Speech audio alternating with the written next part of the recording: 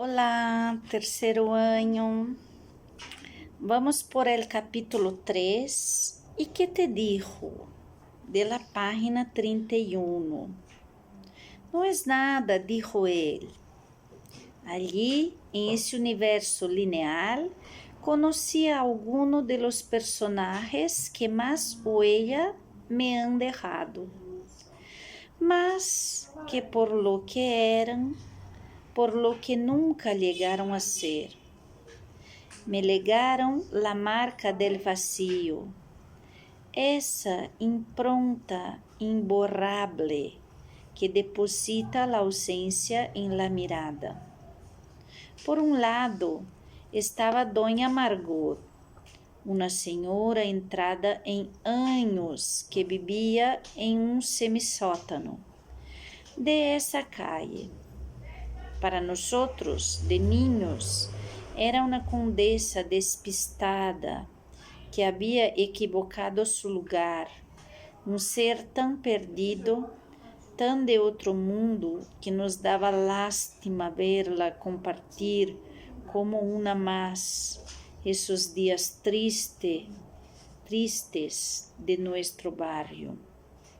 Se vestia como uma dama de novela vieja e salia a la compra com os lábios pintados, deixando a su passo um rastro de olor a palácio, a passado, a poemas ingleses leídos bajo los árboles. Solía ventilar la casa durante horas e por las ventanas, enrejadas, abiertas de par em par, podia contemplar-se desde afuera uma espécie de museu, uma confusão perfumada de terciopelos rojos em la oscuridad, cortinajes sujetos por grandes lazos, espejos com marcos dourados, retratos de todos los tamanhos, aranhas de cristal, vitrinas repletas de platos de porcelana e muebles ventrudos de madeira oscura. Muitas vezes se asomava a la calle e sua cabeça quedava a la altura de nuestros zapatos. Mirava hacia outro lado el dia em que uno de nosotros le hizo una pequeña brecha en la sien, com uma lata a la que acabava de propinar um furioso puntapié. Esse desahogo que habíamos aprendido en el cine de los vencidos de leyenda. En lugar de ponerse a berrear insultos e amenazas, como habría hecho cualquier otra vecina, se limitó a mirar con una cara de incredulidad y espanto que nos desarmó.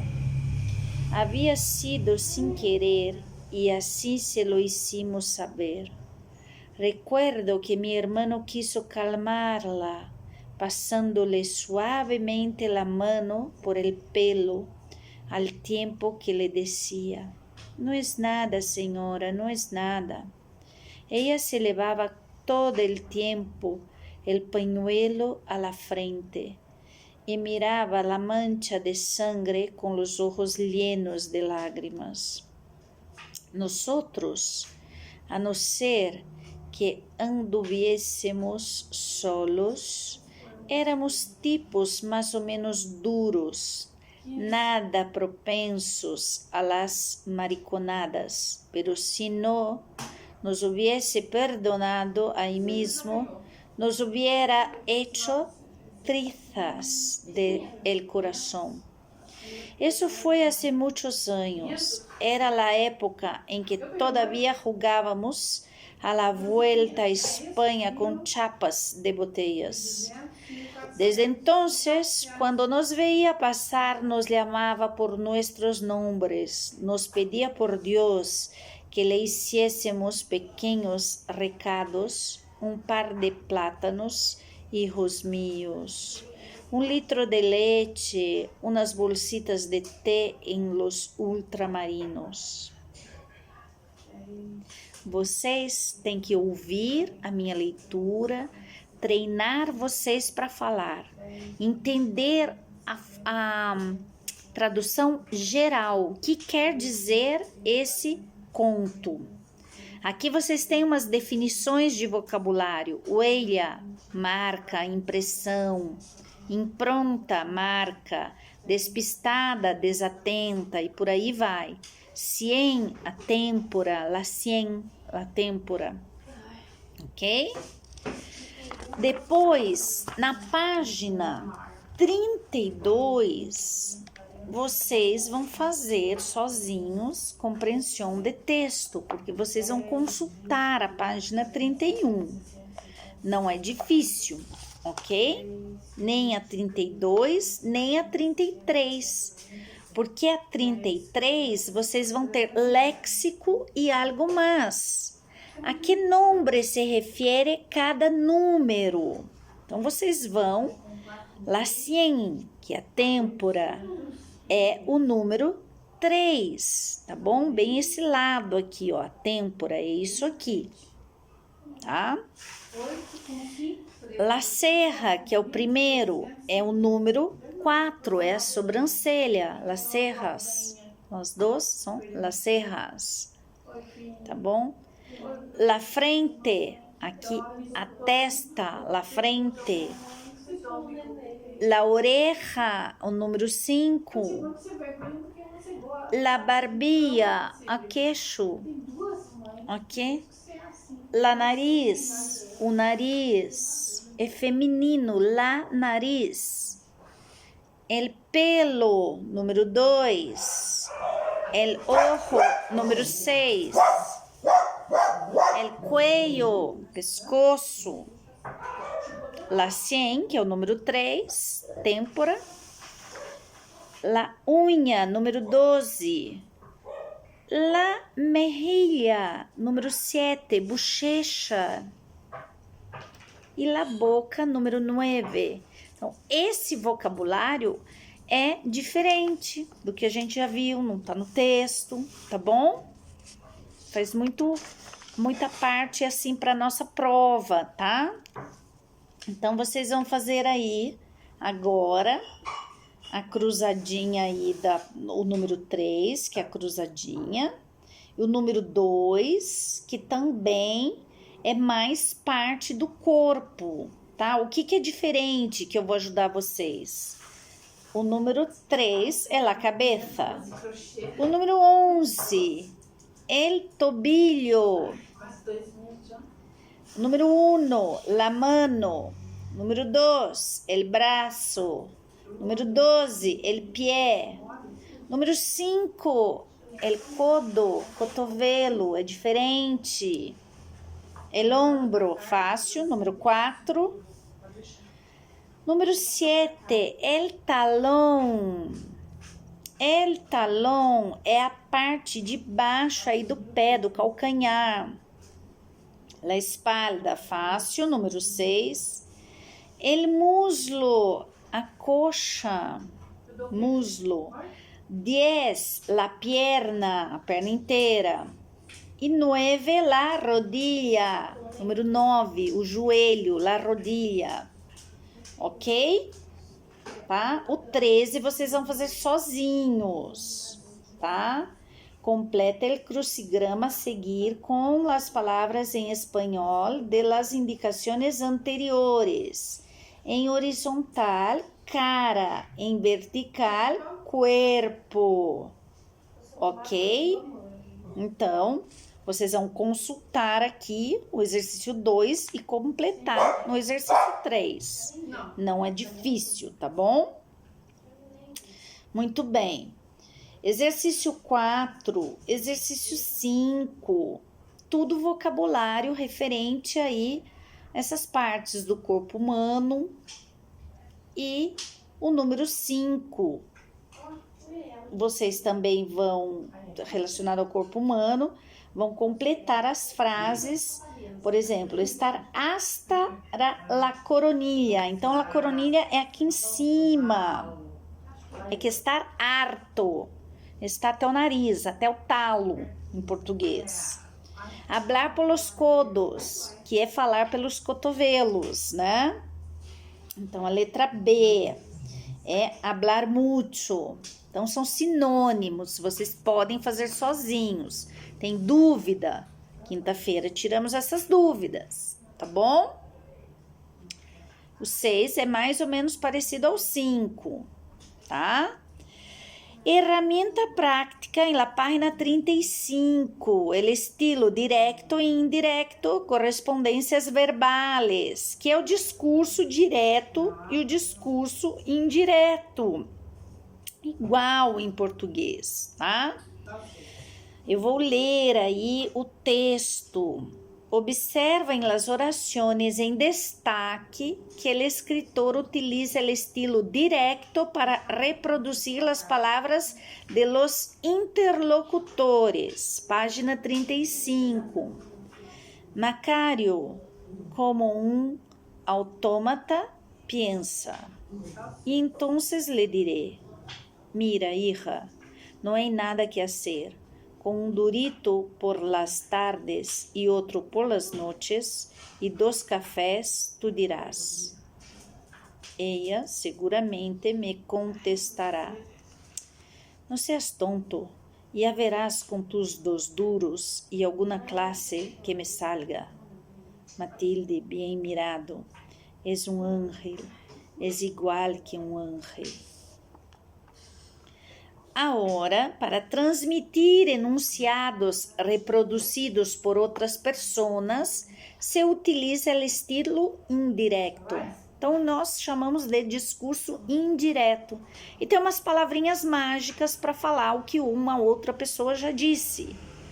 Então, vou mudar agora e vou fazer o discurso indireto. Me perguntou quantos hijos havia tenido. Después de un rato se fue. No es la primera persona que se acerca a mí para saber.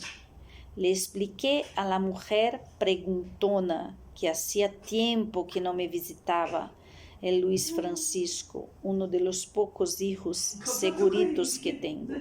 Então, viu que não tem aí sinalzinho de travessão. Então, eu contei o que o outro me disse, e para isso eu usei os verbos no passado. Me perguntou, lhe expliquei. Então, assim, tem um estilo direto. Me duele la cabeza. Disse que le duele la cabeza. Dijo que dolia la cabeza. Então, esse disse que é fundamental no discurso indireto, que para eles se chama estilo indirecto. Pero nosotros vamos hacer em la práctica, porque toda 35 e a 36 é material de consulta. Não é material, eu não tenho que decorar, eu tenho que fazer, entender e ir bastante pela intuição, porque é muito parecido ao português. Na página 38, é muito fácil. Tá lá, localiza em quais situações se utiliza o discurso indirecto. Então, tenho que volver à la biblioteca. Não é indireto. Agora, se eu falo, me dijo que tenía que volver a la biblioteca. Sim. Ok? Então, o que aparece muito no discurso indireto, no estilo indireto. Nunca se esqueçam disso. Então, letra B, discurso indireto. Me dijo que no tenía ningún dolor de cabeça. Letra C, também discurso indireto. El médico nos comentou. São essas observações que eu olho. Me dijo que, nos comentou. Os verbos estão no passado. Então, alguém já disse e uma outra pessoa nos está contando. Letra D, não. Letra E também. Le comenté del dolor em la espalda. E ele me sugeriu. Então, passado, verbos no pretérito. E outra, letra F, também. Tras la cirurgia, el médico agregou que el riñón funciona bem. Então, agregou, tá bom? Isso é prática, ok? Isso é bastante prática. Não vamos ficar assim, ai, muito difícil. Não, é intuição. Olha lá na página 39. Transmite a mensagem a outra pessoa de acordo com o exemplo. Então, eu vou ter que contar o que uma pessoa já me disse. Então, tá lá. La reunião foi cancelada. Avisa a tu mamá. Então, quem tá falando é o pai. Papá disse que a reunião foi cancelada. Papá dijo que a reunião havia sido cancelada. Eu tenho que dar um jeito de contar no passado. Então, letra A. Os llamaré mais tarde quando llegue ao hotel. Quem é a palavra-chave? Já está escrito aí para vocês. Disse que nos llamará mais tarde quando llegue ao hotel. Ou dijo que nos llamaria mais tarde quando chegasse ao hotel. Se você ainda não fez, você para o vídeo, faz e depois corrigimos. Tem dúvida? Fazemos na quinta-feira, tá bom? A letra C e a letra D, tá? Não é difícil, é consultando e intuindo, que é mais ou menos como acontece em português, tá? Na página 41, vocês vão fazer a atividade número 7. Vão olhar aí esse corpo humano, vão ler, que é uma questão de Enem, e vão falar assim. Sobre a musculatura do corpo humano, o infográfico informa que qual dessas respostas está correta? Muito fácil. A única alternativa que contém informação referente à musculatura do corpo humano, no caso, o glúteo como o maior músculo do corpo, é a letra D de dado. Ok? A resposta da 7 é a letra D. Na página 40, vocês vão fazer sozinhos o 3, o 4, o 5 e o 6. Caso tenham dúvidas, vão me consultar quinta-feira, tá bom? No nosso plantão. Gracias por vuestra atención. Estamos juntos, pero de momento, quédate en casa. Esta es la expresión que voy a preguntar en la prueba, en la evaluación. ¿Qué es quedarse en casa? Un besito, incluso de mis perritos. Deu.